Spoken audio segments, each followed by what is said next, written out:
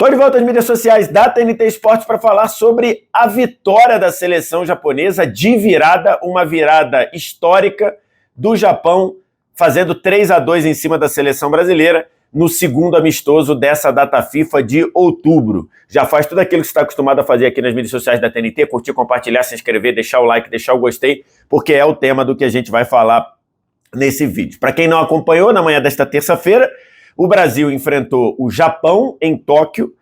No segundo amistoso dessa data FIFA de outubro, havia vencido a Coreia do Sul por 5-0 em Seul e hoje foi derrotada pela seleção japonesa e de virada, né? O Brasil abriu 2-0, jogando bem no primeiro tempo e no segundo tempo, uma pane generalizada, um time que sentiu demais o primeiro gol do Japão numa falha clamorosa do Fabrício Bruno, e aí depois acabou tomando a virada, que é a primeira vez na história desse duelo que o Brasil foi derrotado pela seleção japonesa, não à toa. Todos os japoneses que estavam lá no Ajinomoto Stadium, os jogadores, a comissão técnica do Japão comemoraram demais essa vitória, porque é uma vitória emblemática para uma seleção como a seleção japonesa, né? É importante aqui a gente analisar algumas situações. A primeira, a seleção japonesa, como eu falei na programação aqui da TNT Esportes, é uma boa seleção, é uma das 20 primeiras, né? Está na 19ª posição no ranking da FIFA.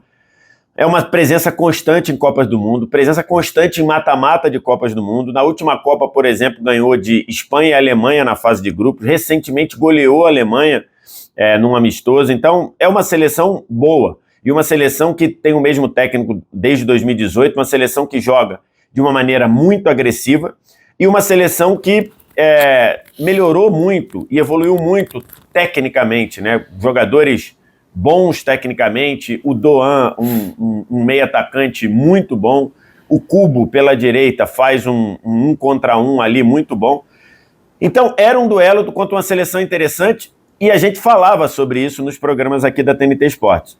Vai testar muito mais o sistema defensivo do Brasil do que foi a Coreia do Sul. Dito e feito, o Japão teve força para sair de um 2-0 para um 3-2. Vamos lá, para analisar o Brasil.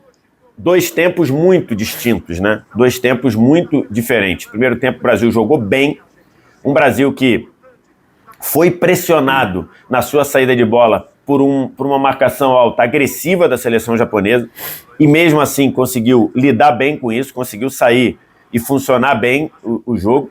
E o Brasil teve paciência para achar os espaços contra uma seleção japonesa que se recompõe muito rápido e uma seleção japonesa que faz uma eficiente linha de 5 na sua última linha. E o Brasil teve paciência para ir aos poucos achando o espaço até construir 2 gols, um próximo do outro ali em questão de tempo, e 2 gols de construção, né?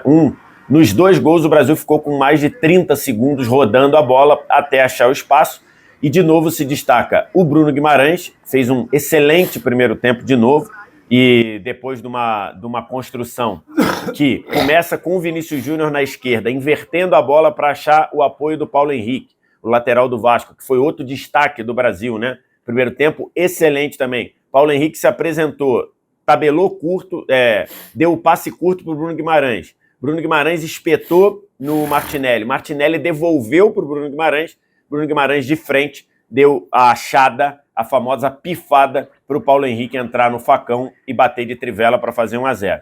Um belíssimo gol, um golaço da seleção brasileira. E depois, alguns minutos depois, o Martinelli fez o 2-0 numa outra jogada que começa com o Vinícius Júnior na esquerda.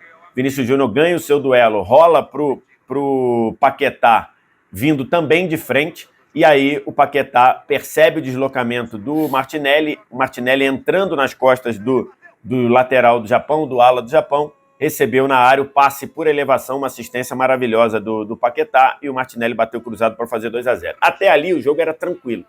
O jogo até ali era um jogo em que o Brasil superou a pressão alta do Japão e conseguiu ter paciência para tocar e achar os espaços dentro ali da defesa do Japão, que, repito, era uma defesa de 5 na última linha, mais 3 na linha de meio campo. Então o Brasil jogava bem. Vinícius flutuando do meio para a esquerda, o Martinelli trocando de posição com o Vinícius, um apoio muito bom do Paulo Henrique pelo lado direito. Paulo Henrique sai dessa data FIFA ganhando muitos pontos com o Ancelotti. Certeza que o Paulo Henrique abriu a briga que parecia estar encaminhada na lateral direita, né? As lesões de Wanderson e Wesley deram essa chance aí. Então o Vitinho fez um bom jogo contra a Coreia e o Paulo Henrique, quando entrou contra a Coreia, entrou bem e hoje fez um excelente jogo também.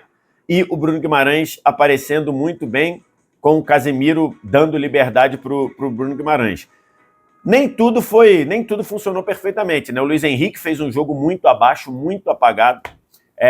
O Carlos Augusto sofreu demais na lateral esquerda. Se o Douglas Santos ganhou pontos desde a última data FIFA, o Carlos Augusto perdeu, porque hoje o lado dele ele foi muito superado, seja pelo Cubo, seja pelo Doan, pelo lado direito. Então esse funcionamento não estava muito legal. O Martinelli também não ajudou tanto ao Carlos Augusto, mas ele foi muito superado. Mas foi um primeiro tempo bom da seleção brasileira. Só que ali no começo do segundo tempo, o Brasil, que parecia ter o jogo controlado, de novo a seleção japonesa subiu a sua pressão no começo da etapa final, como era normal, e aí vem uma falha terrível do Fabrício Bruno, que fazia até um jogo correto, numa saída de bola em que o Casemiro foi pressionado, achou o Paquetá deu o passe para trás tranquilo, não foi na fogueira, foi um passe tranquilo do Paquetá para o Fabrício Bruno. Fabrício Bruno meio que se embolou ali, parece que o bico da chuteira dele ficou preso no chão, e aí quando ele deu o passe, ele deu uma hesitada, o passe saiu curto, no pé do Minamino dentro da área, o Minamino bateu e fez o gol. É um gol dado para a seleção japonesa, mas que chamou muita atenção como o Brasil sentiu esse gol, né? Como o Brasil sentiu demais o gol. E aí nada do Brasil começou a funcionar. E aí o Brasil começou a desperdiçar muitas bolas. O Ancelotti, as mudanças pioraram o Brasil, as saídas do Vinícius e as saídas do Bruno Guimarães, principalmente, pioraram a seleção brasileira. O Joelinton entrou meio perdido no meio, o Rodrigo entrou sem conseguir dar efetividade na frente, e aí com esse gol do Japão o Brasil sentiu demais, e aí em 19 minutos o Brasil tomou 3 gols.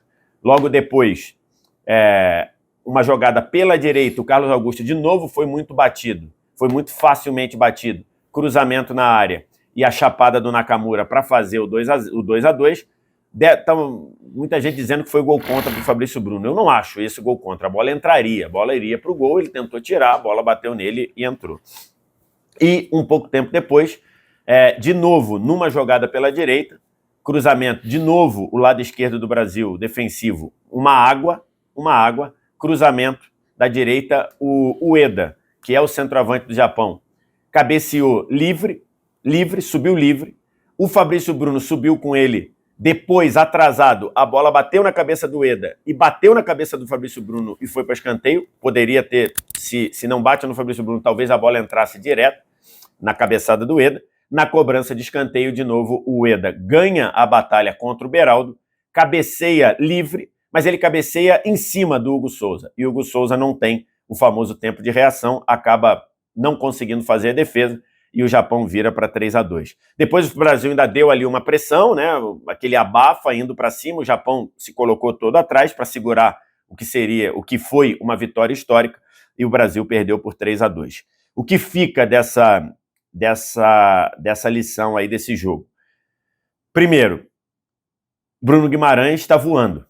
Paulo Henrique achando seu espaço.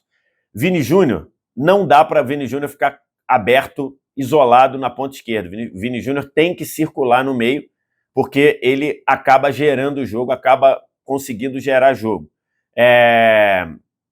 Basicamente isso. Casemiro e Bruno Guimarães, uma certeza ali. Fica outra questão. O Ancelotti, em jogos de menor exigência, acho que ele vai insistir no 4-2-4. Em jogos mais encorpados, mais encrespados, talvez ele venha para o 4-3-3, e aí ganha espaço o Paquetá, que fez um bom primeiro tempo. Assim como todo o Brasil caiu no segundo tempo. Mas fica também as questões. Como o Brasil foi frágil pelo lado esquerdo. Como o Brasil foi facilmente superado pelo lado esquerdo. Mas amistoso é para isso, é para testar. O Ancelotti tomou a decisão de rodar praticamente o time todo. Do time que goleou a Coreia do Sul, começaram 8 jogadores diferentes, né? Só começaram Bruno Guimarães e Casimiro, e dando a entender e deixando claro que essa é a espinha dorsal do Ancelotti, e o Vinícius Júnior.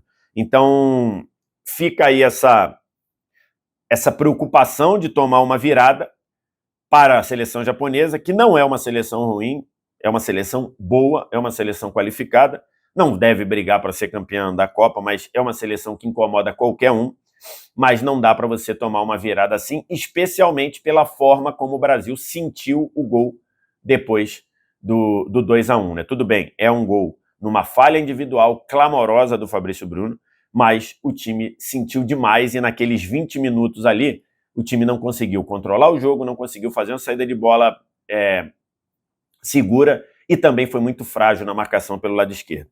E não dá para você, num jogo de Copa, você tomar um gol e sentir tanto assim. Mas amistoso é para isso.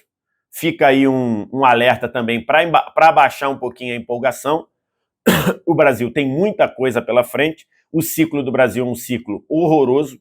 É um ciclo de 53% de aproveitamento. Menos, né? É um ciclo de menos de 53%, porque perdeu hoje. Menos de 53% de aproveitamento. Então, é um ciclo horroroso da seleção brasileira. E você não consegue construir as coisas de uma hora para outra, ainda mais pensando em Copa do Mundo. E aí você tem situações assim, um primeiro tempo muito bom, em que você fica com a sensação de que estamos evoluindo, e um segundo tempo muito ruim, que fica com a sensação, será que vai dar? Será que vai dar tempo de chegar na Copa? O trabalho do Ancelotti está apenas no sexto jogo. Sexto jogo ele tem mais dois amistosos neste 2025, em novembro, contra Senegal e Tunísia, mais 2 amistosos em março, contra a França e provavelmente Croácia, Portugal ou Holanda. Então, são mais 4 jogos até a lista final e o Ancelotti precisa correr com o tempo, porque ele tem muita coisa a ajustar. Quero te ouvir. O que você achou? Diz aqui embaixo nos comentários. No mais, faz tudo aquilo que você está acostumado a fazer aqui nas redes sociais da TNT. Curtir, compartilhar, se inscrever, deixar like, deixar o gostei. Esse engajamento é muito importante para a gente. Obrigado demais pela audiência. Um abraço. Tchau.